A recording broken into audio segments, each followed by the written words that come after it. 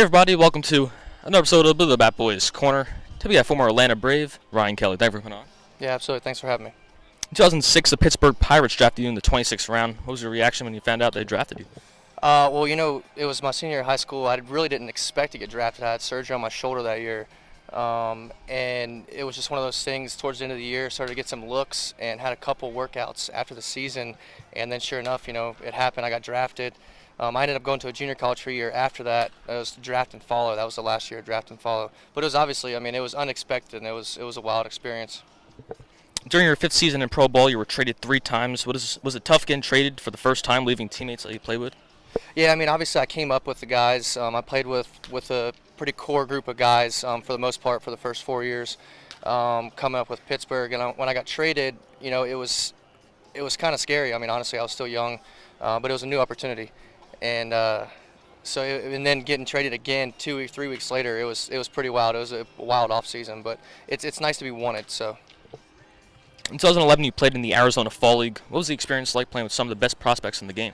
Yeah, so I went into it. I threw 80 innings that year. I had a couple starts. I was pretty gassed going into it, and so I went out there for certain reasons. I was trying to work on, my breaking ball and some other stuff, trying to refine my secondary stuff. So that's all I was worried about. My stats didn't, they weren't very good. But it was awesome. It was a great experience just being out there, being around that group of guys. The team I was on was unbelievable. 90% of us made it to the big leagues off that team, so it was pretty fun. 2015, the Braves called you up to the big leagues. Can you tell us your call-up story? So it was kind of a weird one. I was going to play for Team USA in the Can-Am games, and I was a week away from flying to Toronto. And, I get called in the office. We're in Pawtucket, and I get called in the office, and they said, hey, it's supposed to rain on Sunday, so you're going to go up, and you're going to be the 26th man if they get a rain out. If it doesn't get rained out, then you're probably going to come back. So it's kind of like that weird, do I call my parents? Do I tell them, hey, I got called up, or do I just wait? So I went and sat in the hotel in Pittsburgh, and I can see the stadium from my window. And I was watching, wait for the tarp to come on the field, and sure enough, game started. And it wasn't a rain out, so I thought I was going back to AAA the next day. And then I got a call at 10:30 that night after the game ended, said bus at 9 a.m.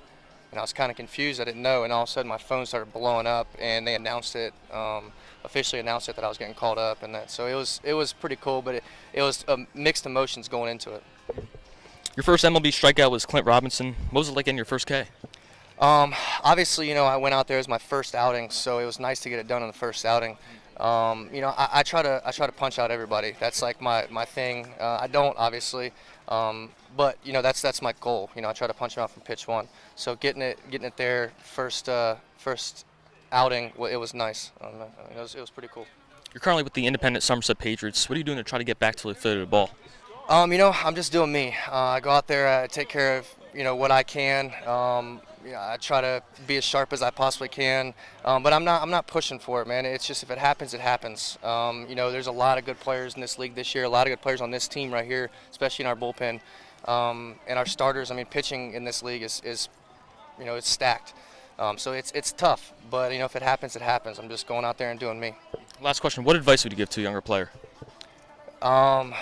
Try to slow the game down as best you possibly can. The slower you make the game, the easier it is. The slower you can slow it down in your head, the better, the more success you're gonna have. So.